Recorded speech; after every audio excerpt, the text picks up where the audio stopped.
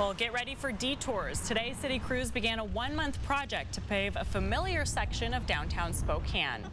It's like deja vu all over again. I'm Grace Ditzler. Nadine has the night off. Construction crews are once again busy on the Lincoln Monroe Corridor, making minor repairs and finishing the paving in the same area that was plagued by construction for 6 months last year. Over the next few weeks, you will see only 2 lanes open on Lincoln and Monroe from Main to 2nd Avenue.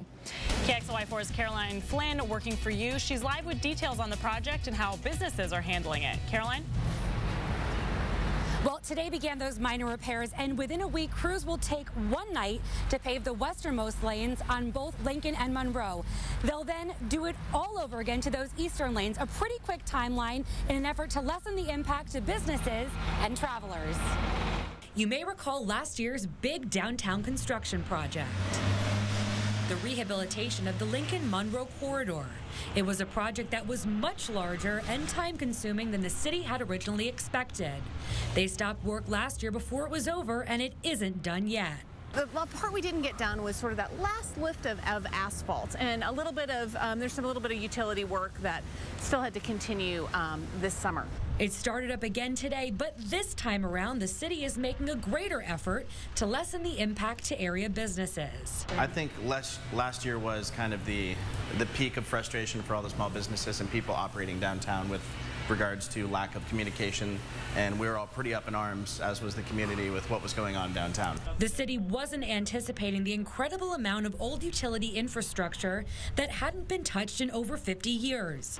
Pipes took up streets sandwiched in between Monroe and Lincoln, making it hard for customers to enjoy newer restaurants like Tamarack, who had to stop serving lunch during the project and will continue to do so this time around.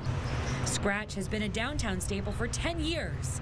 They now plan for the construction disruption each summer. Though this year, they have been pleased with more communication from the city. They've been really good at communicating with emails, giving us kind of detailed maps of when the plans are going to start, when they're going to end, exactly what they're going to be doing. We've tried to also mitigate some of that by coordinating some other work that has to happen in that corridor with it, so that they know it all at once, they know when the closures are going to be. Now, the city of Spokane is offering free 2-hour parking on some of those expected streets, but as always, you must move your car after those 2 hours or risk getting a ticket.